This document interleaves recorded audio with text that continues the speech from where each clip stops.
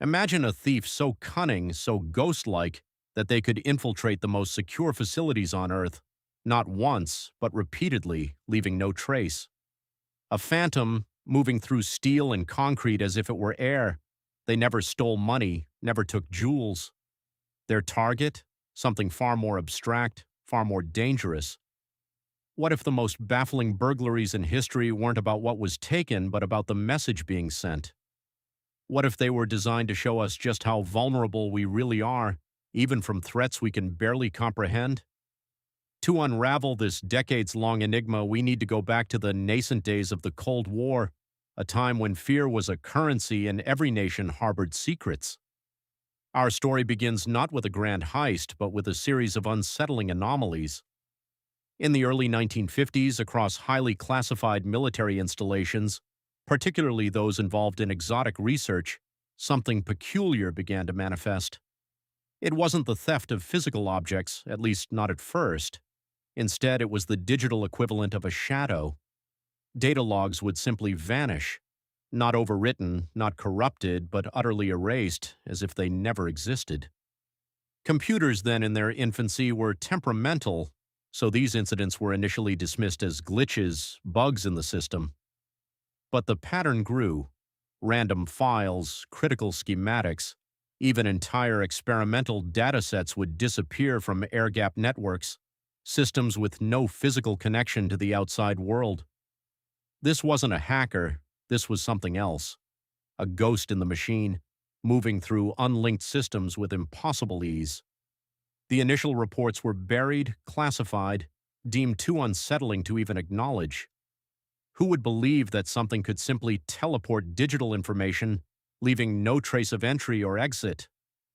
The very idea was absurd, yet the evidence or lack thereof mounted, forming a chilling mosaic of an unseen presence.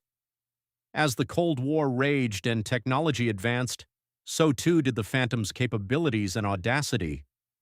The digital disappearances escalated into physical impossibilities.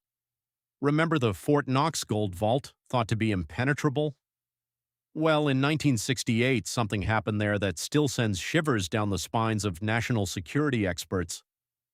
No gold was taken, but a single innocuous lead pencil, used by a visiting dignitary, vanished from a secured display case within the heavily guarded complex.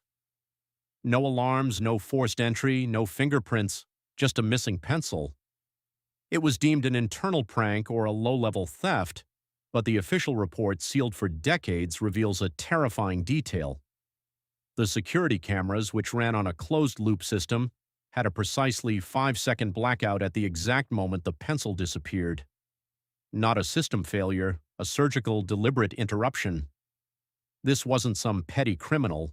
This was a force demonstrating its power, its ability to bypass any security measure, to appear and disappear at will. The incidents became more frequent, more brazen.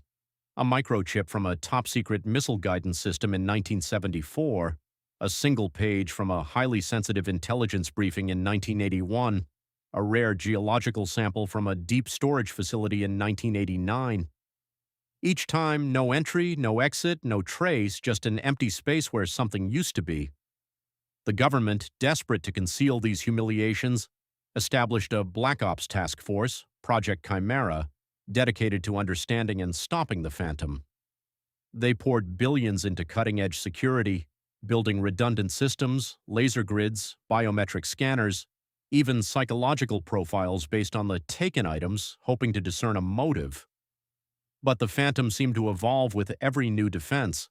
It was a game of cat and mouse, and humanity was consistently the mouse, helplessly watching valuable, often strategically critical, items simply evaporate.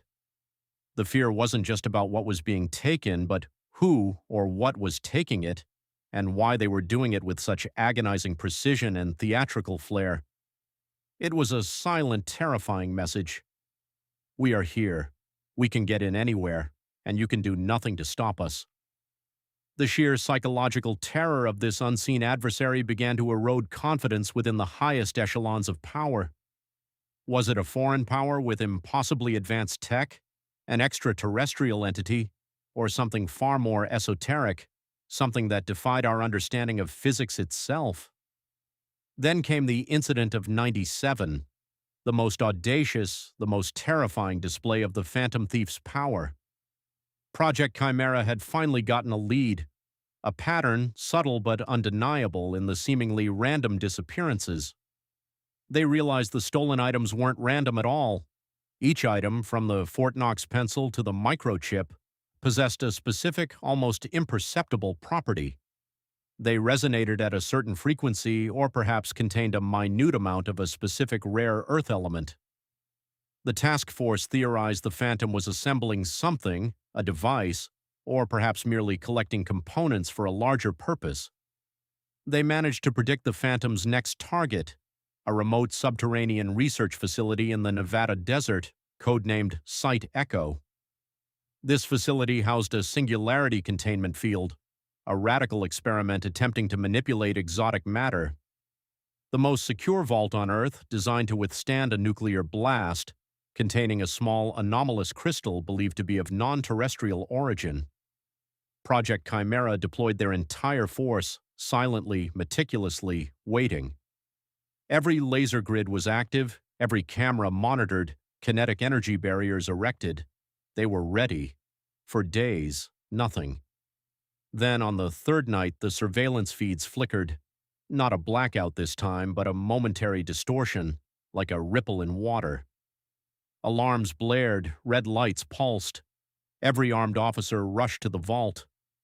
The outer door, massive and reinforced, was undisturbed. The inner door, a foot of solid adamantium, was still sealed. But the crystal, it was gone. In its place, etched onto the floor beneath where the crystal had rested, was a geometric symbol. It glowed faintly, then faded. It wasn't human. It was a symbol of incredible complexity, a blueprint, an intricate schematic suggesting a non-Euclidean geometry, a multidimensional construct. One of the top physicists on the team, Dr. Aris Thorne, a man known for his unwavering logic, stared at the retreating symbol, his face utterly pale. He mumbled, almost to himself, "It wasn't a theft. It was a message delivery. It wanted us to see this."